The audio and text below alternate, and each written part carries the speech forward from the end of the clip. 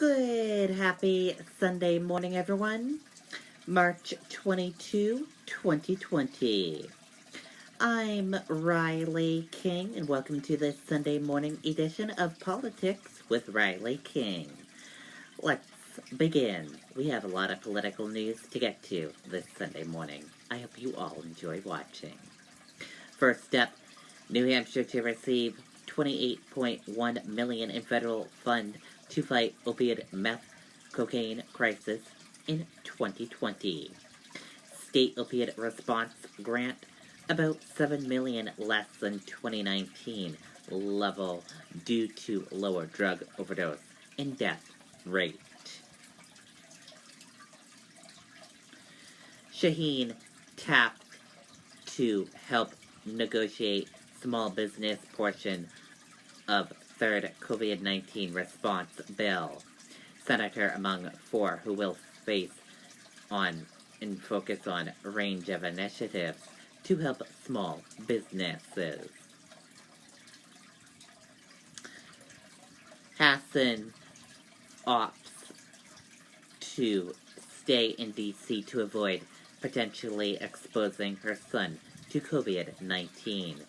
Ben Hassan has cerebral palsy, composed respiratory system, Senator says. Let's take a listen to that video from WMUR News 9.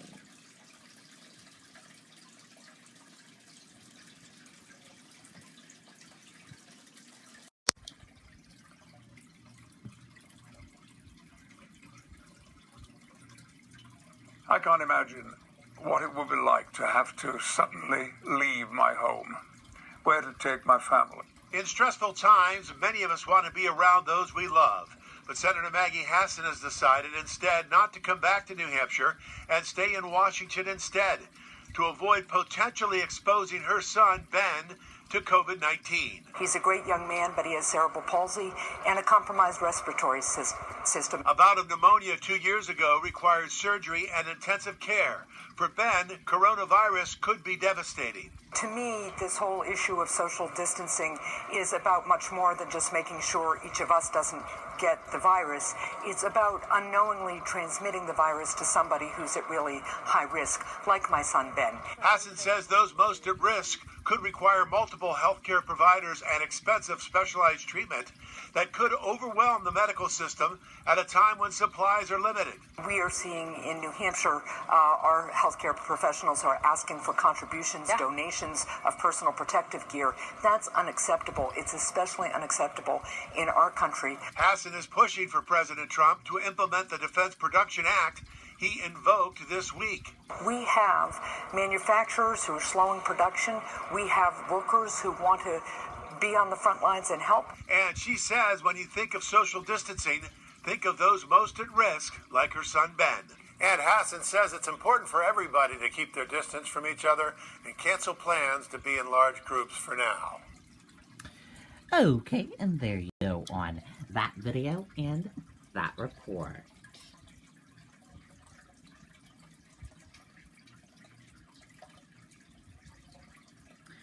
Governor bans reusable shopping bags. Governor Chris Sununu on Saturday issued an order prohibiting reusable shopping bags at stores in the state, saying that they pose a risk of spreading the coronavirus. The emergency order applies to grocery stores, supermarkets, convenience stores, and other retail establishments.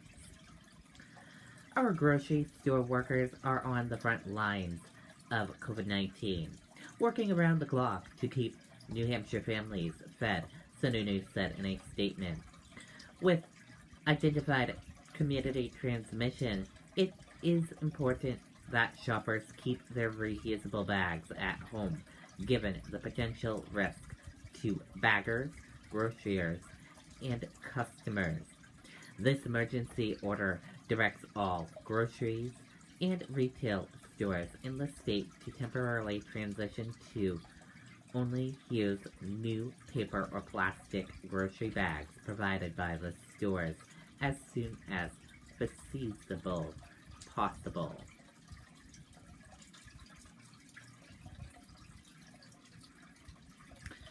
Sununu. State working on plan to ramp up production of personal protective equipment. Let's take a listen to that video from WR News 9, Tim Calorie.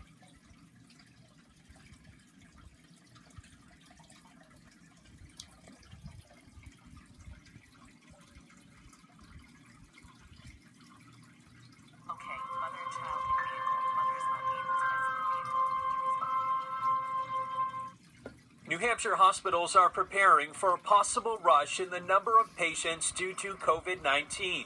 We are getting ready for a tsunami of patients while really hoping that we only wind up with an astronomical high tide. But the system is already seeing a strain on supplies as they deal with current numbers. Governor Sununu says New Hampshire's personal protective equipment is dwindling. We still have a few weeks of supply. Most hospitals have a few weeks of supply. Our orders are in from the commercial market. To help increase the number of supplies, the state is now turning to local manufacturing companies to produce protective gear, such as gowns, masks, and rubber gloves. We started contacting companies, calls started coming in. We have dozens of companies across the state that have been willing to step up, kind of change their model of what they do to help participate in helping through this crisis. The details are still being worked on as the state figures out what materials each company can produce. The governor expects a more formalized plan in the next 24 to 48 hours. This is going to be for the long haul, right? So allowing that process to take place now in the early days will really give us some security on the back end. Meantime, the governor says the state will also expand its capacity to conduct COVID-19 testing. We are one of the top states in the country in terms of a per capita basis, in terms of the number of tests we've been able to do, which is great. Over the next week, we should see a lot more testing capacity come online in the state, not just doubling, but like tripling or quadrupling the number of tests we can do. And again, the governor issuing another emergency order to stop the spread of coronavirus here in New Hampshire, banning reusable bags from local grocery and retail stores. Live here in Concord tonight, I'm Tim Calorie, WMUR News 9. Okay, and there you go on that video and that report.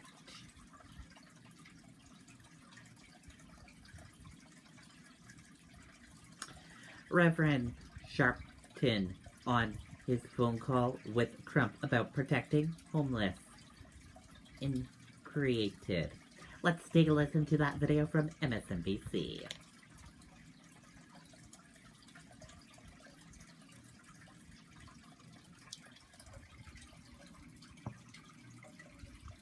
Vulnerable populations are at great risk as this outbreak spreads. The Reverend Al Sharpton knows that. He is the president of the National Action Network and, of course, the host of Politics Nation right here on MSNBC. This week, he made a public plea to the White House on Twitter on behalf of the homeless and the incarcerated in this country. President Trump saw that tweet, evidently, and called the Rev to talk about it. Thank you very much for being here. You have a long-standing relationship with the President of the United States. Let me ask you sort of what he said to you in the course of that conversation. You're among those who are saying, look, huge prison population here. If this gets into a prison, it could be a really dire situation. And yes, as there are all these stay-at-home orders, there are folks who don't have homes to go to. Well, what I said was when you look at the fact that you have homeless people and you have people incarcerated, that must also be part of the equation of testing. Now, for example, in New York, you have 1 million masks coming into New York. We have got to be sensitive to the fact that these populations must be serviced and tested as well. One, from a humanitarian point of view, and secondly, because they can, in fact, be ones that are conduits to keep the virus in terms of spreading. How can you tell a homeless person to stay home when they don't have a home, many of them not in shelters? How can you tell someone in jail to have social distancing when they're in a 6x12 cell? And I thought that this must be part of the equation as we deal with this whole question of testing and, of course, of trying to restore people's health. And I must say the president and I have had a very contentious relationship over the years. I called the White House, and to my surprise, he called me back, and he heard me out. He said, I will consider it. He didn't promise anything. He said, but it is a point that needed to be raised, and I'm glad you brought it to me. And we ended it on the conversation saying, it should be on the table. He will look into it with no commitment. And I'm raising it to the governor. We're doing a conference called Civil Rights Leaders of Mark Morial of the Urban League, Derek Johnson and the ACP, Melanie Campbell of the Black Women's Roundtable. All of us have been convening. We're talking to Chuck Schumer today. We've talked to Nancy Pelosi's office. This must be above partisan politics. This must be something that we deal with the morality of the issue by people in underserved communities and vulnerable communities like the homeless and those that are incarcerated. Hi, hey there, I'm Chris Hayes from MSNBC. Okay, and there you go on that video and that report. And thank you for watching this Sunday edition of Politics with Riley King. Have a great rest of your Sunday, everyone. I'll see you back here next Sunday for another edition of Politics with Riley King. And have a great week ahead of you, everybody. Goodbye.